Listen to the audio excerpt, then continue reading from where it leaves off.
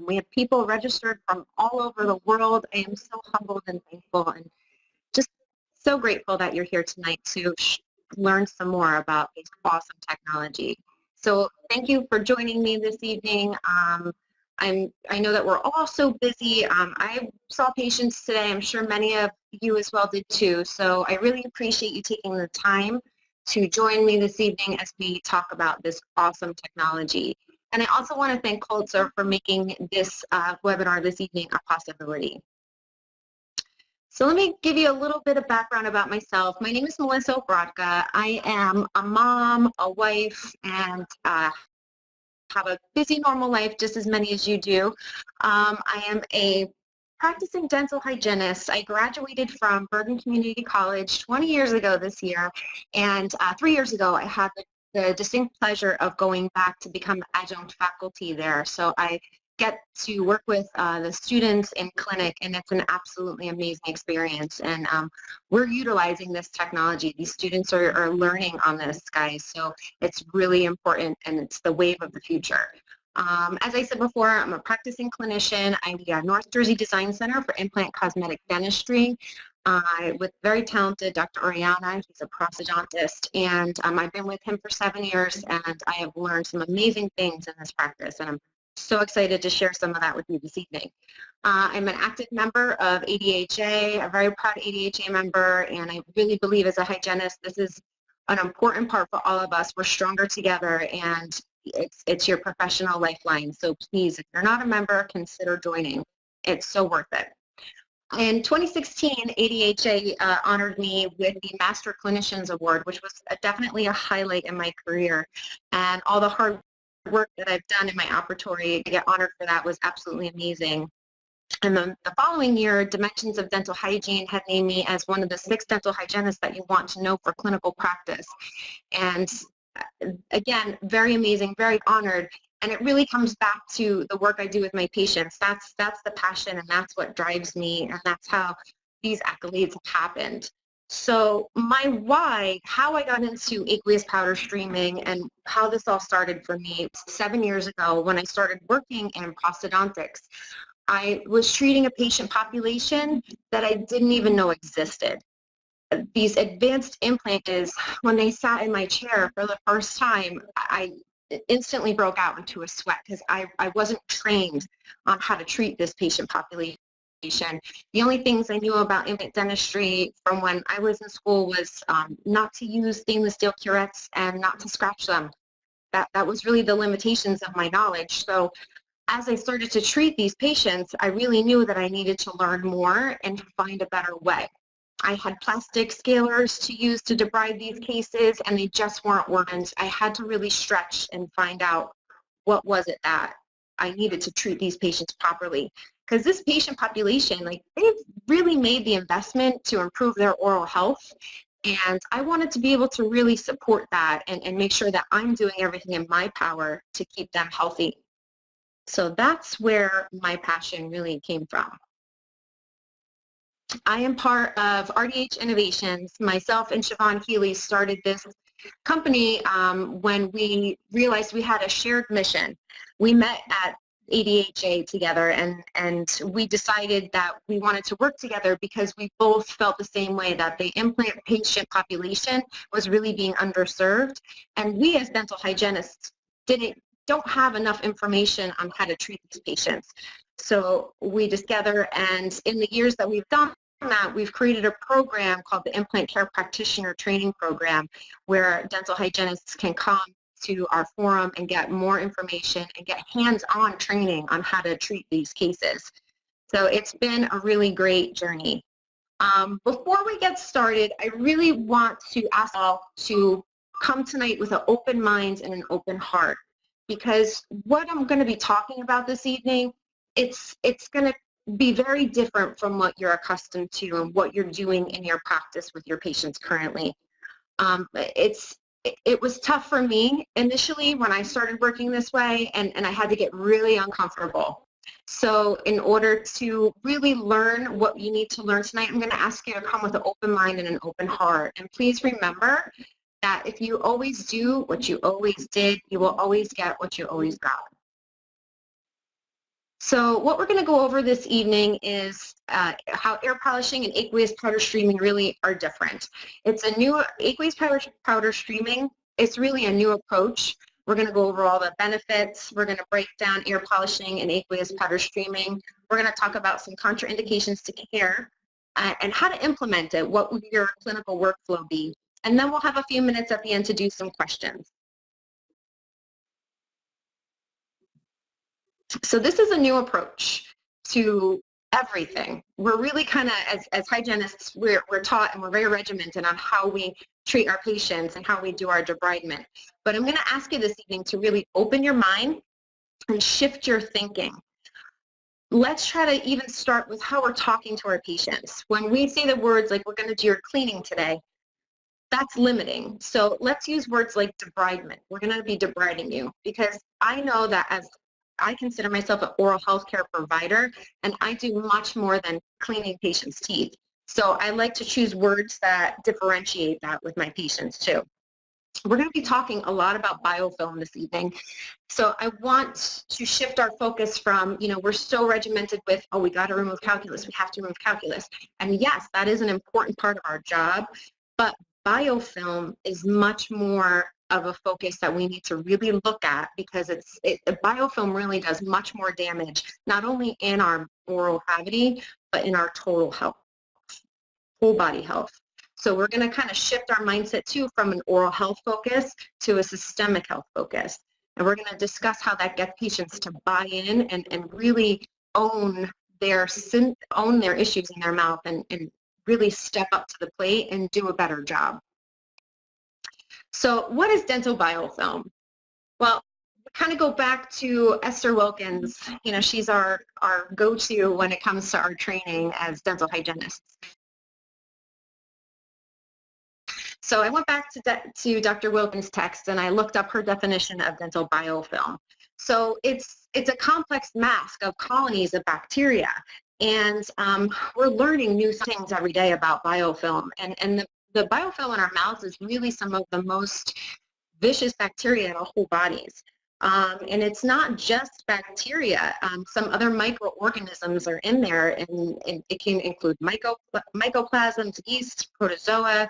And what I'm also learning about biofilm is that when it gets very mature, it can actually communicate. So it's very intense biofilm every day. And this is a microscopic images of undisturbed biofilm. So watching how it grows and how pathogenic it can become is, these are the things that we want to educate our patients on, and how we can really get them to understand what this is going on inside their mouths. We've always been taught that bidirectional relationship between periodontal disease and systemic health. For us in the dental field, that's really nothing new. But, a lot of our patients, we kind of sometimes take for granted that they don't know that. So we want to make sure that we're really taking the time to educate our patients more, so that they can have a better understanding of not only what we're doing while they're in our chairs, but what they need to do while they're away from us to take care of their oral health and their total body health. So this is a really interesting newsletter that a colleague of mine, Eileen Frizzi, had shared with me, and I consider her a guru when it comes to oral systemic health. So Cigna had done a study back in 2009 to span from 2009 to 2011. And it was kind of evaluating the potential benefits of treating periodontal disease. So they recognized the fact that the American population, ages 30 and older, about 64 million people had periodontal disease. So we in the dental field, we all already know that. But what they were saying was they're recognizing that oral systemic link. And in this study, the statistics that they had learned was that patients who received treatment for their periodontal disease, their hospital admissions were lowered by 67%. Their emergency room visits were reduced by 54%, and an overall reduction in their medical costs by 27%. So that, my dental hygienist friends, that's huge. This is showing the impact that we can have on the whole picture, the oral systemic link. So we really need to learn as much as we can about the oral systemic link. There's new science every day coming out, and as working clinicians, it can be tough to really stay on top of all of that. There is a great resource. Our friend Becky Comstead, she created a learning platform called RDH Companion, where Becky is doing all the legwork for you. She is finding all the studies on all the different things that are going on in the field of dentistry, and she's putting all the information together for you. So I would really suggest checking that out. She had a great newsletter come out recently talking about how much pregingivalis was in the news and in studies that were coming out. And one of the studies she had highlighted was Alzheimer's patients. They had found 92% of Alzheimer's patients had pregingivalis in their brains. That is huge. That is a huge discovery. So we're learning more that it's more than that cardiovascular link that we knew about. It's more than that diabetes link that we knew about. Every day, new science is linking our oral biofilm to health implications. I'm a member of the American Academy of Oral Systemic Health, and this is one of their infographics. Again, just going over that oral bacteria is linked to Alzheimer's, diabetes, that treating gum disease is going to lower medical costs, heart disease link, bacteria in the mouth is linked to different cancers like oral, esophageal, lung, colorectal, pancreatic, and breast cancers. It can cause organ damage and as it travels through the bloodstream and interfere with knee replacement success. So much implications that the oral bacteria has on our whole body.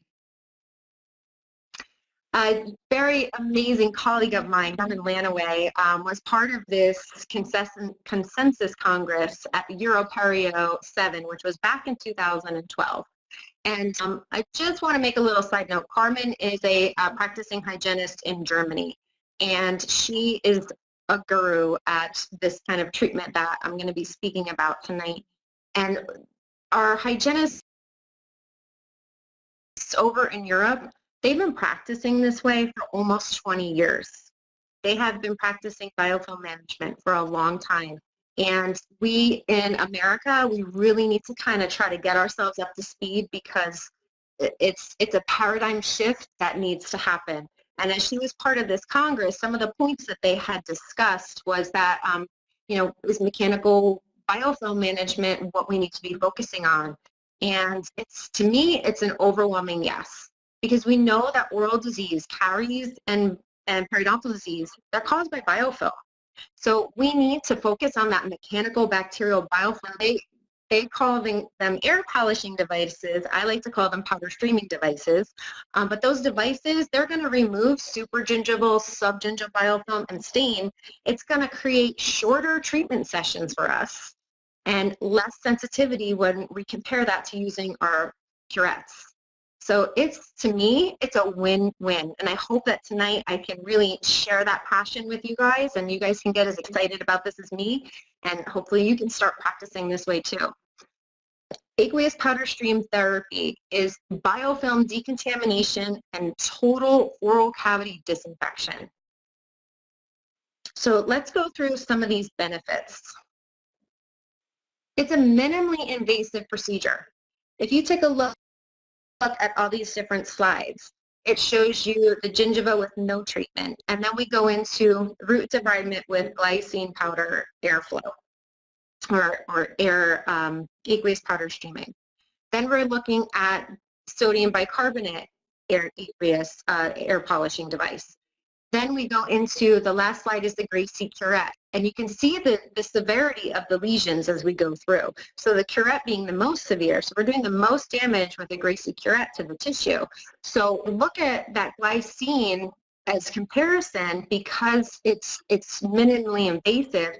We're going to be able to get in there, and we're going to have a lot of bacteria and not invade the tissue as much. So to me, that's a great thing, a great service to provide for our patients.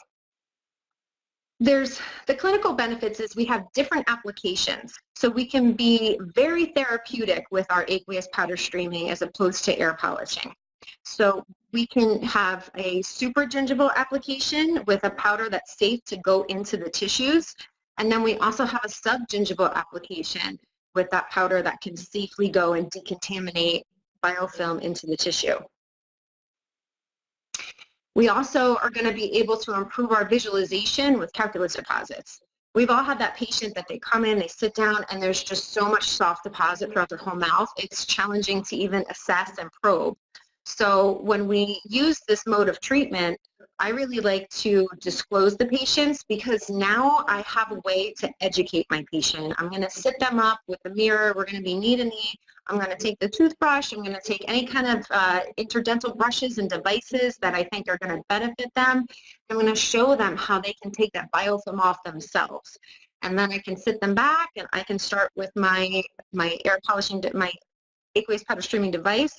And I can get in there and now I can actually see the decontamination happening as all that disclosed bacteria is coming off. And in that last slide, you can see how you can really visualize the calculus. So now your next step would be to go in with your ultrasonic and debride all that hard deposit away. Another benefit is stain removal.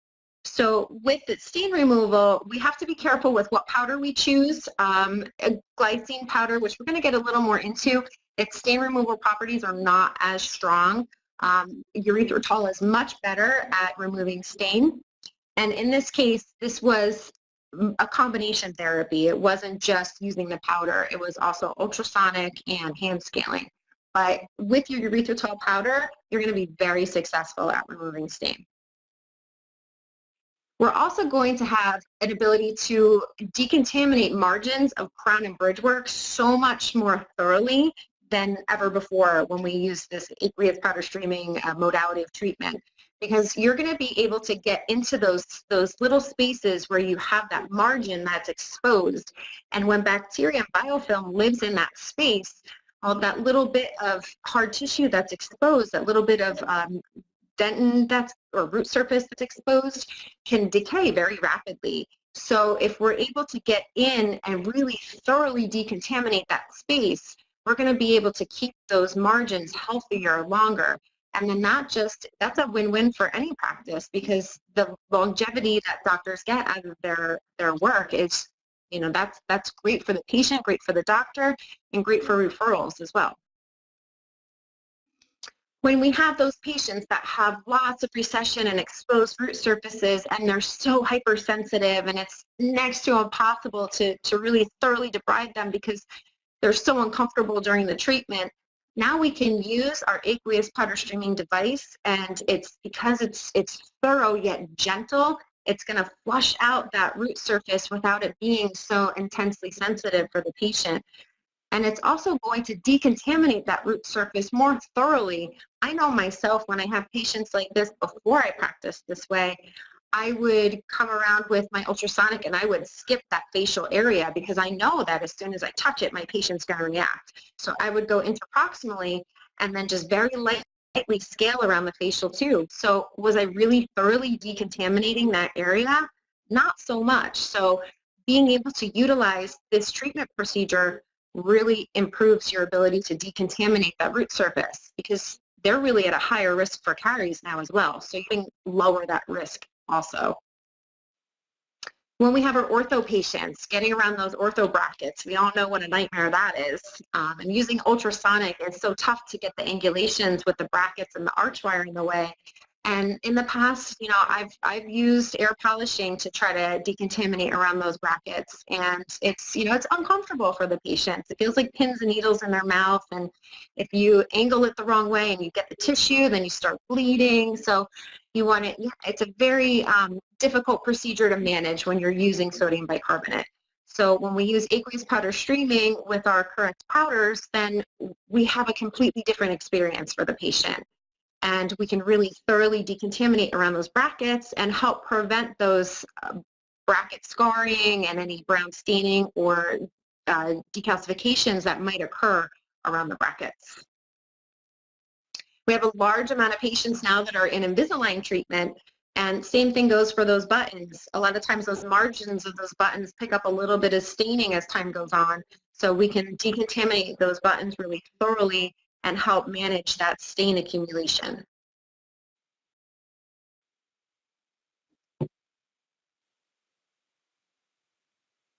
When we're doing sealants, this is a really great way to prepare the surface prior to putting the sealant on and really thoroughly decontaminate those deep grooves. Make sure everything is really nice and clean before you apply that sealant. And implant maintenance. So this kind of goes back to where I was struggling for a way to really see my patients and do a great job and be preventative with their care and really maintain the investment that they've made. So when I was able to start utilizing this technology with my patients, what a difference it made for my ability to decontaminate their implants thoroughly and safely. And to me, that's a win-win, and my patients love it. So with our implant patient population, peri-implantitis, it's diseased implants. It's when we start to get bone loss around our implants. We usually see mucositis first, which is inflammation of the tissue around the implant, which can progress to implantitis, which is bone loss around the implants.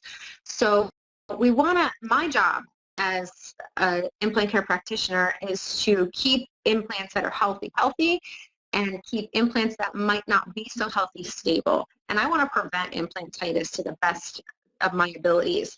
Sometimes we have some patients that have bone loss around their implants, but they're kind of in satisfactory stability.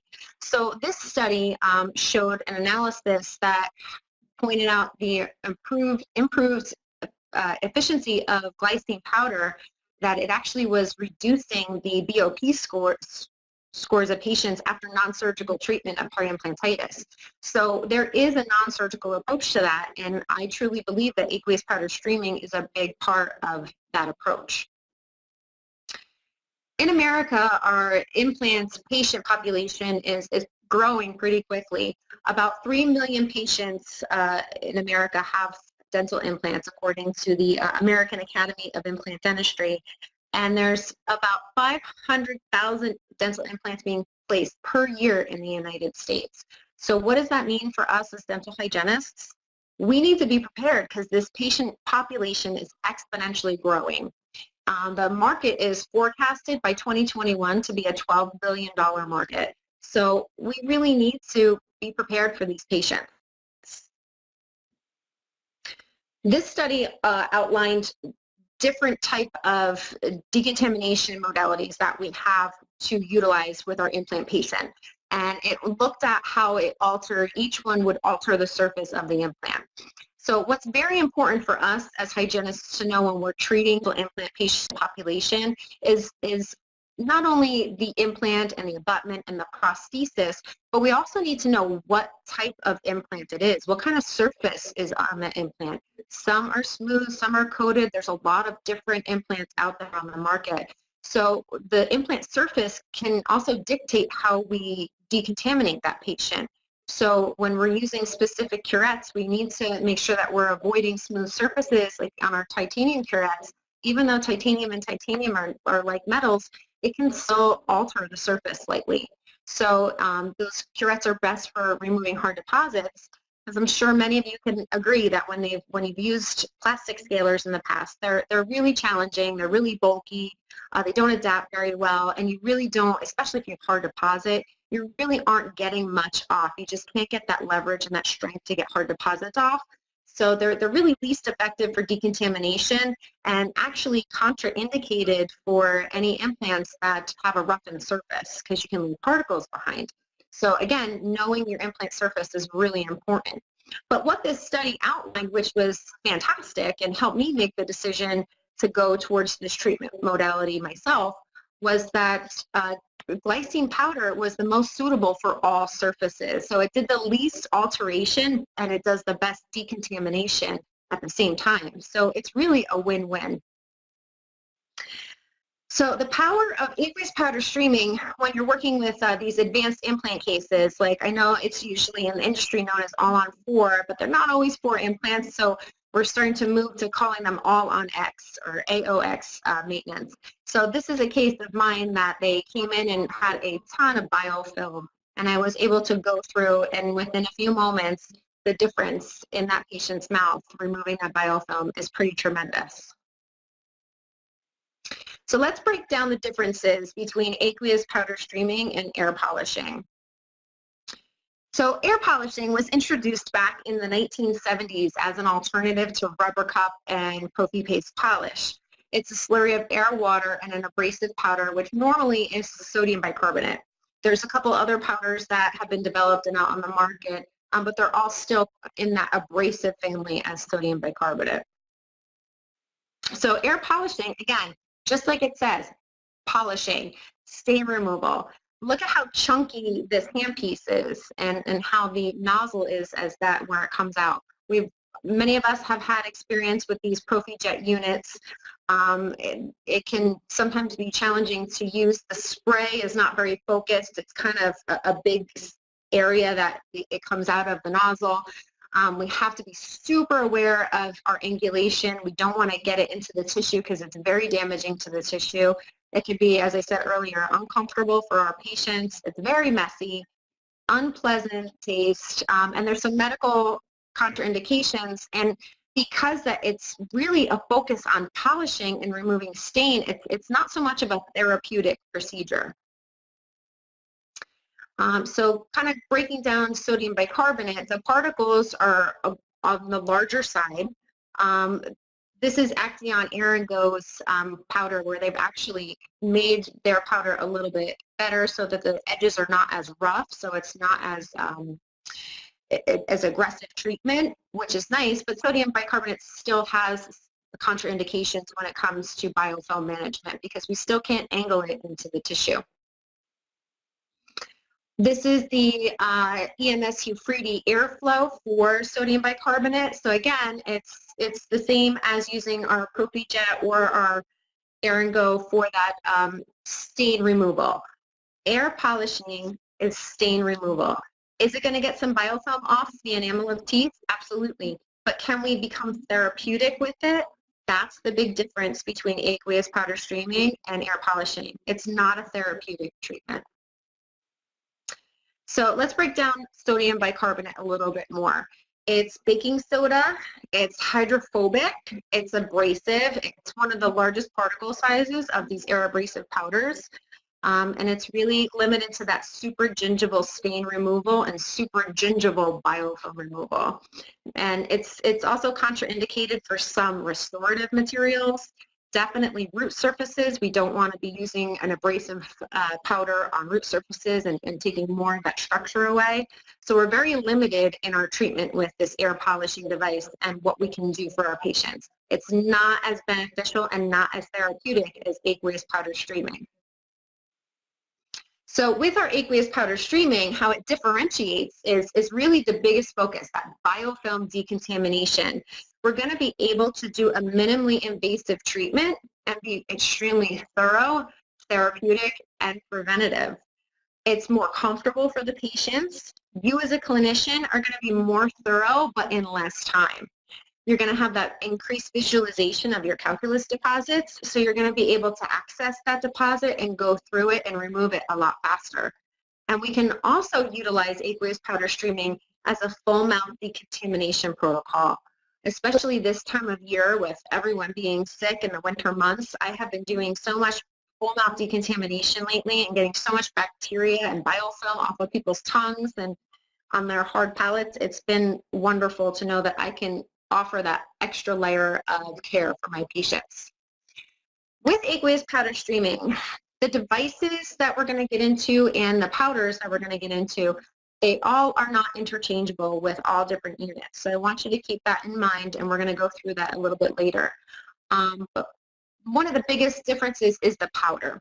So glycine powder is what came to the market first with aqueous powder streaming, and this is a study that was done. It's an older study because, again, remember, Europe's been doing this since almost 20 years ago. So this was back from 2003, where it showed the subgingival plaque removal at interdental sites using glycine powder.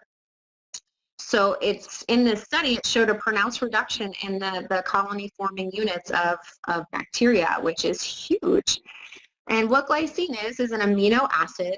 It's water soluble, and it's a finer powder, so it has a smaller particle size, and that's what makes it safe to be used subgingivally. And then this year, again, Europe's been using erythritol for I don't even know how long, but a long time. And we just got availability this summer, this June, the FDA finally approved erythritol powder for us. So it is now available to use in the US. What's awesome about this powder is that it is a super gingival powder and subgingival in one. So what does that mean? It means that you have the stain removal qualities of a sodium bicarbonate, but not the abrasiveness of that. So it's able to get a lot more stain off, but still be safe for the tissue. It's a sugar alcohol, so what that means too is it has the anti-caries qualities as well. It has increased comfort. It's the lowest abrasive powder on the market and the smallest particle size. It's got a stronger antimicrobial activity, and it's got better stain removal than glycine. Glycine is pretty good, but erythritol is much, much better at stain removal. And it inhibits the growth of S. gordoni and P. gingivalis. And doubling back to what I said earlier about P. gingivalis, that's a big win right there, because that's one of our biggest bacteria that we have to watch out for. It does a lot of damage orally and systemically. And this study went through the differences between glycine powder and erythritol powder, and the results revealed that erythritol powder has a stronger antimicrobial activity compared to that of glycine, and a more powerful antibiofilm activity present in glycine. So it's definitely, glycine's great, but this is the next step. They've improved upon that with this powder. And going through all the different powders that are available on the market and looking at what the most hardness is of enamel and dentin and cementum and dental implants, it really helps you see that the best choice is glycine or erythritol. In my practice, since erythritol has become available, that's really all that I'm using at this point. And what do our patients think about this? Well, the feedback that I've gotten over the past 3 years of practicing this way is that it's a more comfortable procedure. It feels like their mouths are cleaner than ever before, so they say it feels much more thorough. They don't notice the heat that rubber cup polishing produces. They feel really clean.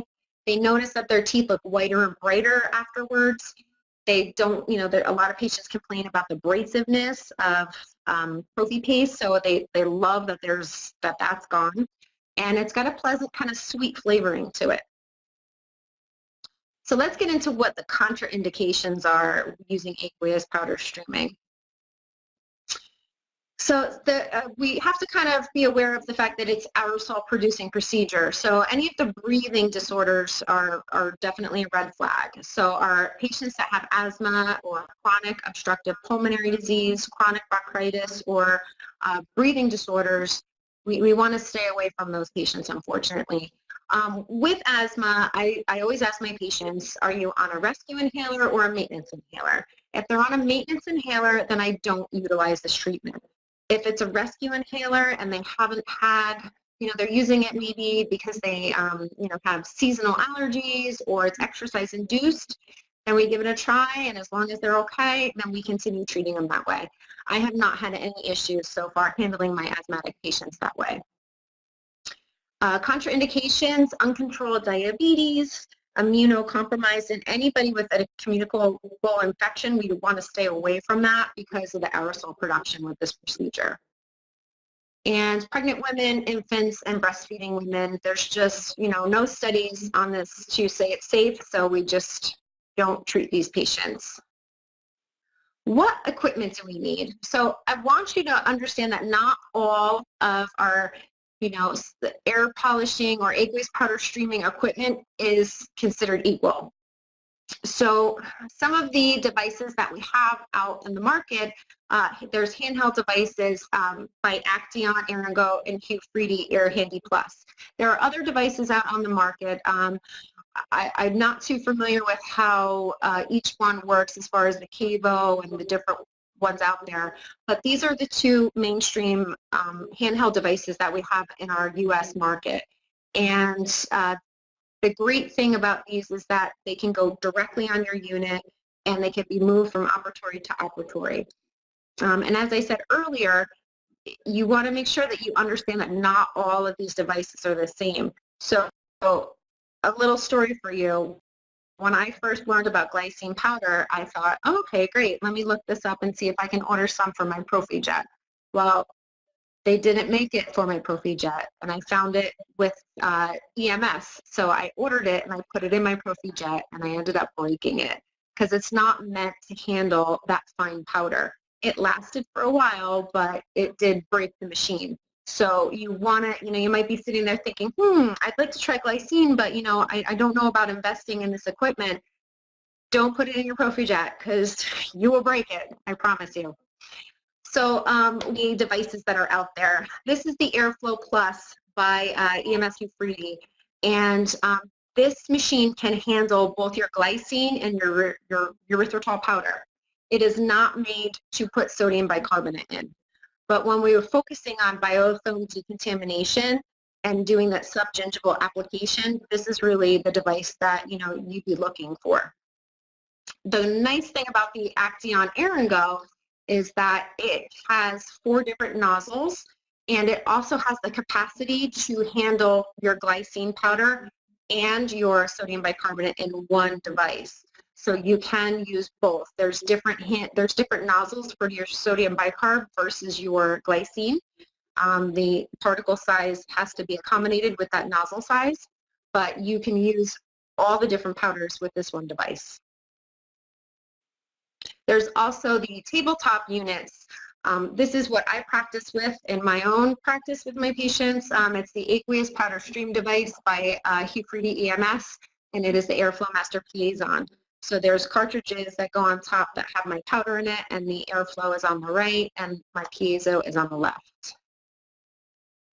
And this is what our lucky colleagues over in Europe have, the Prophylaxis Master. So I'm hoping one day that we will be able to practice with this kind of technology. This is the next level from the Airflow Master Piezon. So let's break down the nozzles so you really can understand how aqueous powder streaming works as compared to just air polishing. So these nozzles are designed to work with these finer powders. And the amazing thing with this treatment modality is that you can actually, as you're angling into the sulcus, you can decontaminate up to 4 millimeters in these shallow pockets. So you're able to get into these areas much more thoroughly. And a lot of times when I'm working with my students and they're learning that angulation, I'll say to them, look, you see how the tissue starts to bleed because you're really getting into that area. So when you see that little bit of bleeding that comes afterwards, you know that you're really decontaminating more thoroughly. So with our supragingival application, we want to have about a 35 to 45 degree angle into the sulcus, and we want to be about 3 to 5 millimeters off the tooth. If you're a little too close, the water, the spray is going to kind of ricochet and be a little bit more messy as you're working. You're going to move the handpiece in a smiley face motion. You want to start coronally and then come all the way back and forth from interproximal to interproximal, working all the way down to the incisal edge. And you have about 5 seconds of working time. What this does is it's going to decontaminate your biofilm subgingivally, and then you're going to come all the way down and remove all the biofilm that's also supragingival. So this is the other nozzle that is for the Aqueous Air and Go. It's the perio maintenance nozzle, and that does the same with the supragingival approach.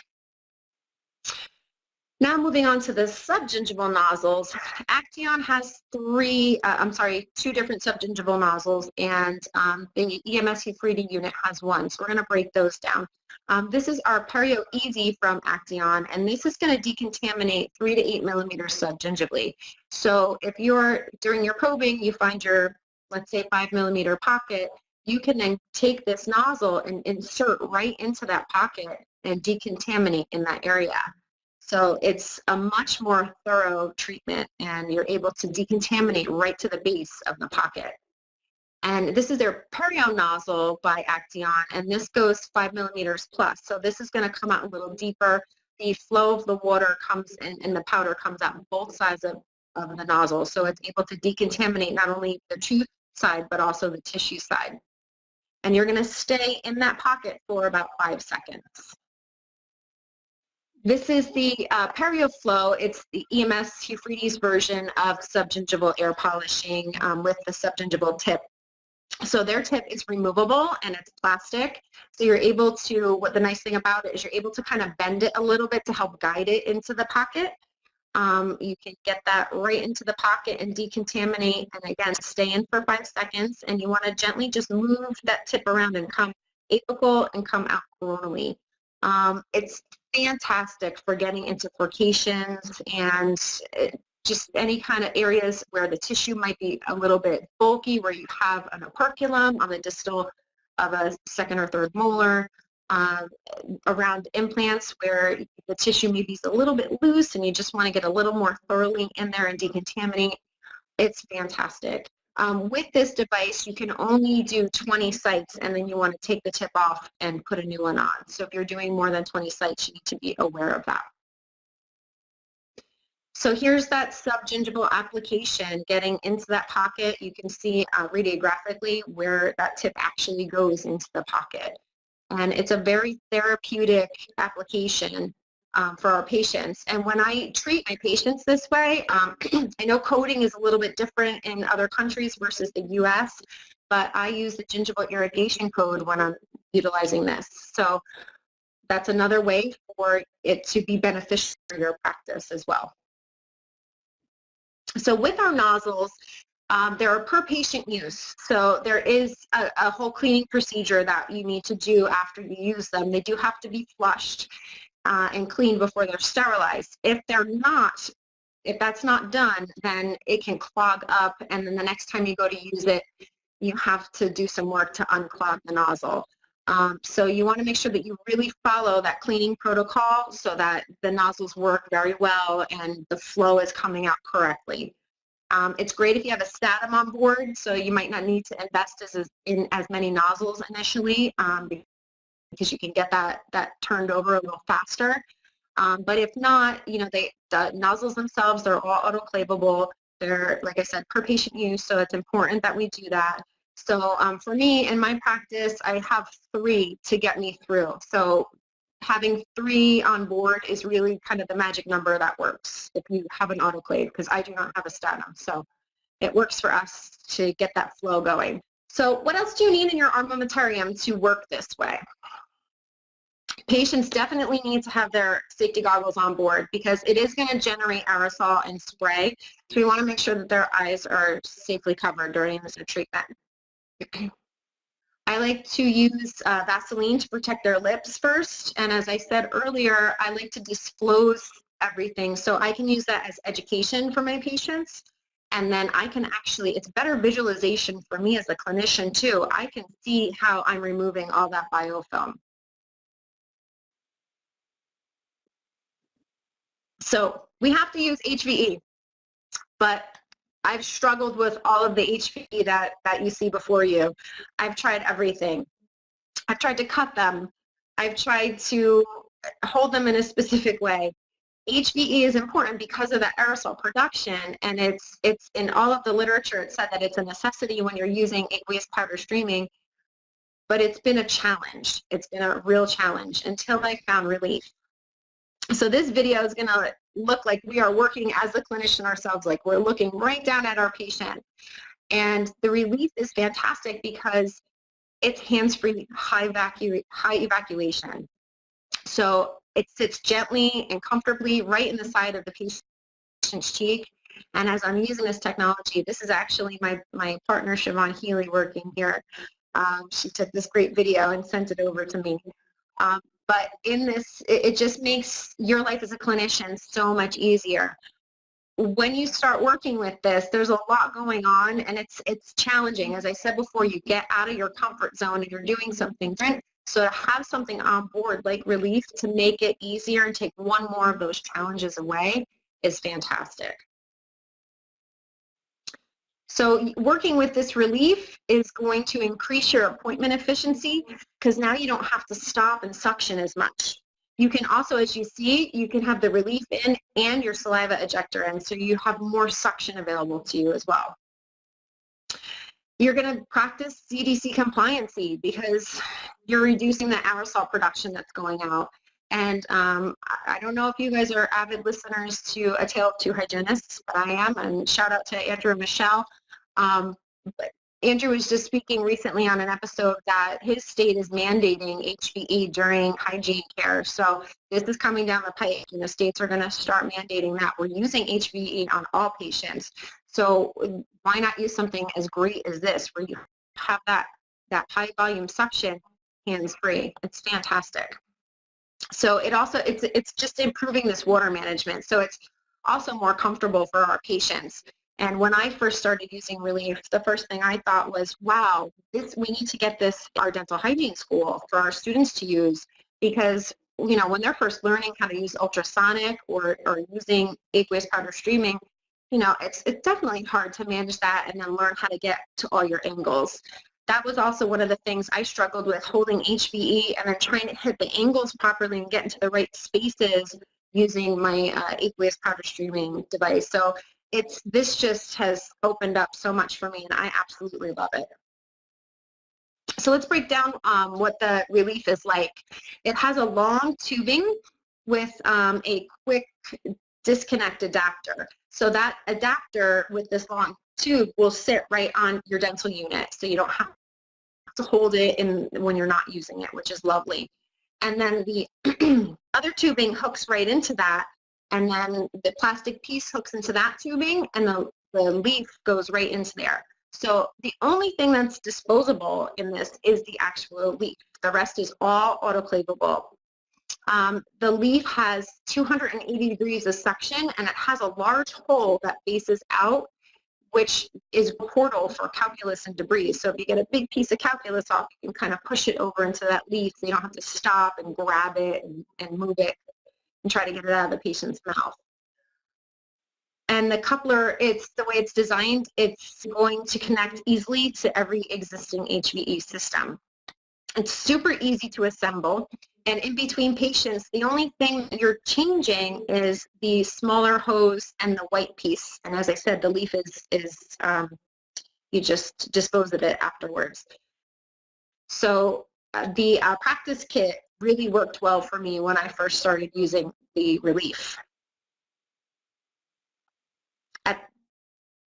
I'm sorry, a little ahead of myself. At the end of the day, what you want to do as far as maintenance goes with that is, when I'm done between patients, I wipe down the exterior hose and the white piece. The white piece I actually put in the ultrasonic with my instruments, rinse on with that cycle, and I wipe down the shorter hosing and rinse it with water, and then bag it and autoclave it.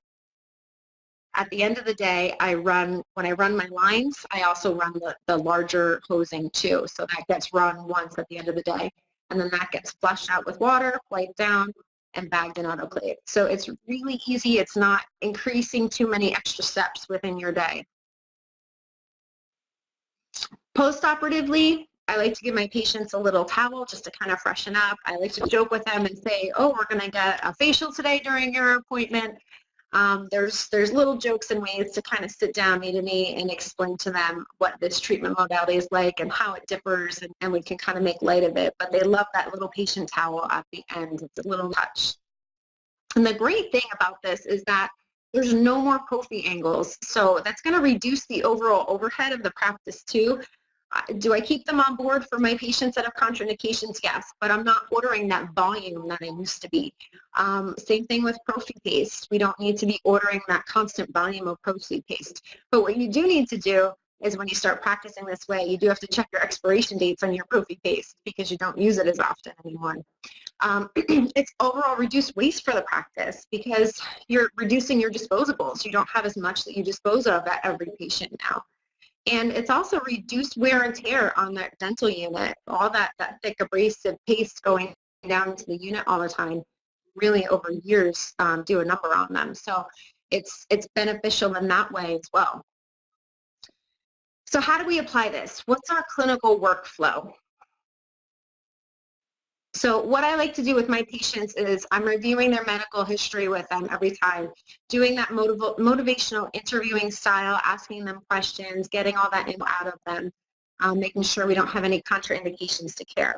When I first started implementing treatment this way, it was very different from what they were used to and what I was used to. So I would just take a minute or two to sit knee to knee with my patient and show them the new technology that the practice had invested in and explain to them using the oral systemic link on how this was going to benefit them and how it was going to be a way for me to do the treatment for them more thoroughly. And not only is it going to improve their oral health, but it's going to improve their overall health as well. And really educating them on that oral systemic link, they really get interested and they buy in. So it made that transition a lot easier for me when I just took those few seconds and explained it to them. And now the majority of my patients, they love it. If there was a time where my machine needed some repair and I had to send it out and I didn't have it, and they were upset. They were like, oh no, I don't want to come in next time if it's not here. So once we get that, we get ready to start treatment. I always give my patients a pre-treatment antibacterial rinse before we start, just to cut down on some of the bacteria, the aerosols that are going to be created. I complete my assessments, then I'm going to disclose them, go over patient education. And then I'm going to start my decontamination with that super gingival nozzle. It is the first initial therapy that I'm going to do during my treatment. I'm going to get all that biofilm off. If there's any areas where that are 5 millimeters or greater or furcations, then I'm going to switch over to my subgingival nozzle and get right into those spaces before I start decontaminating with my ultrasonic. Like I said earlier, I use piezo, so then I'm going to go through with my piezo. And I'm going to go through in a very light exploratory stroke, hand scaling, and then just really working on any areas where I know that there's deposits to remove. So it minimizes your hand scaling, and it also ergonomically improves that just for yourself as a clinician, you don't have to do as much hard work with this treatment modality. So it's fantastic. And then I like to go back, because during scaling we generate some bleeding. So a lot of times I like to go back with my super gingival nozzle and just kind of flush out any remaining bleeding that occurred. And if there's any stain that was adhered to the calculus, just kind of like to go over those spots that might have had a little heavier stain, make sure all that staining is removed, and then we're done. What this also does is it creates a little bit more time too, so that you could do the extra adjunctive care that we kind of feel a little hurried in our day and we don't have time to do.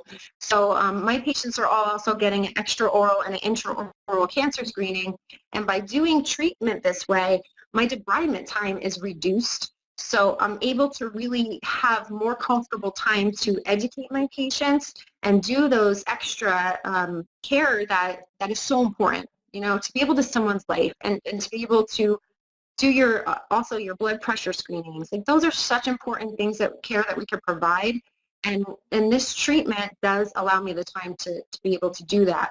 So it's fantastic in my opinion. So in conclusion, aqueous powder streaming compared to air polishing is much more therapeutic. It's a minimally invasive treatment. It's safe for our implants. We can safely decontaminate those implants and not worry about altering the surface.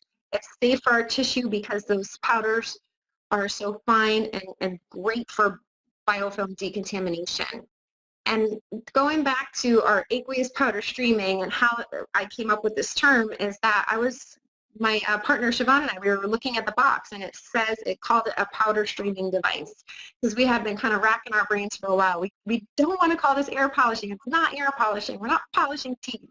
So that's where aqueous powder streaming was born from, the actual box. So it's a term that I hope that you will start to employ, and I hope that you really got to learn something this evening and enjoy the presentation. I'm going to look through some of these questions, and I'm going to try to answer some questions in the last 5 minutes that we have. So just excuse me for a minute as I'm taking. How long does it take on an average patient? So I would have to say on a non-periodontal patient, my debridement time is probably about 20 minutes. That's not including assessments or anything like that. So I would say in the 20-25 minute marker is about the time it takes. Here's a question. What do you use for pre-treatment rinse? Currently, I'm using Care. I have to activate it. It takes about 30 seconds, but and not all the patients love it, but it does a great job. A question here, what other options besides the relief? I tried Isolate. It was way too bulky, very kind of hard to, because you're moving around so much, so the Isolate didn't really work too well for me. Relief really has been the best thing that I have seen, and it works so well for me. So once I started using it, I stopped looking, to be honest with you, because in my opinion, I don't really need anything else. Yes, I do use it, as I said, in combination with scaling. There is not in the U.S. There's a question here that says, is there a different dental code used for this treatment? In the U.S. there is not. It was actually put before the board to try to get its own code last year, and it was declined. So there is no code for using this treatment, but as I said earlier, then when you're using your subgingival nozzle, you can use that gingival irrigation code because you are doing that. Let's see what else. How much hypersensitivity does it cause this patient? Very few patients complain about that, and what I do like to do for my patients that I know are a little bit sensitive is that I run the unit for a couple of seconds because it does come off of the unit's waterline. So I like to run the unit for a couple of seconds before I get started, and I'll go on the occlusal surfaces first and then the lingual surfaces before I go to the buccal where they are more likely to have recession and sensitivity. I'm seeing a lot of questions about cost. So the cost can be different compared to the units that you use. The cost of the the handy units, like the Air and Go or the Airflow Handy, the initial investment's about $3,000. But again, you're going to need more nozzles as well. So I would suggest reaching out to your local reps and finding out how much it costs. Does it remove subgingival calculus? Aqueous powder streaming is not going to remove calculus. It's going to only remove the soft bacteria. Very immature calculus sometimes that's not really hardened yet. I've seen that come off, but it's not going to do calculus removal. It's really biofilm removal. Has your office saved money by reducing prophy angles and paste? Yes, absolutely. I have not ordered, like I said, prophy angles or prophy paste in a long time. I had to check my prophy paste to make sure it wasn't expired yet because I use it so rarely. It's been great. It's just a great benefit for the practice. Let's see what else here. Also, will this decrease the use of antibiotic arrestin or Atrodox? What I do when I have patients that might be a candidate for that kind of treatment, I'm using arrestin in my practice, is I will decontaminate with the subgingival tip first, and we'll see what kind of progress we get with that, put them on specific home care aids and see what kind of progress we get first. And then we'll see, and I'll let them know about arrestin and we'll talk about it, and I'll see if we don't get some improvement between this appointment and our next one, then maybe we will work with adding that adjunct. But I like to try the subgingival tip in that too first. This is so amazing. Thank you, Susan. I think so too. Back in 1970, I was a sales rep and selling the very first prophy jet. Wow, which was innovative at its time. And you know, this is now the newest innovation and a great way for us to practice. Let me see if I can get one more question in.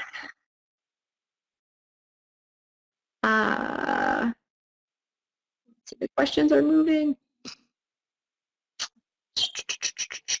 Is the whole handpiece autoclavable? No, just the nozzle is autoclavable. The whole handpiece, the exterior, you're going to wipe that down and you're going to clean the inner chamber.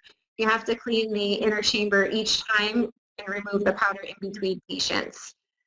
How long does it take to get your dexterity down and use both suction and aqueous powder streaming? It's a little challenging at first. It's like I said, you're uncomfortable. So thank you so much for joining me. I really appreciate it. I hope patient.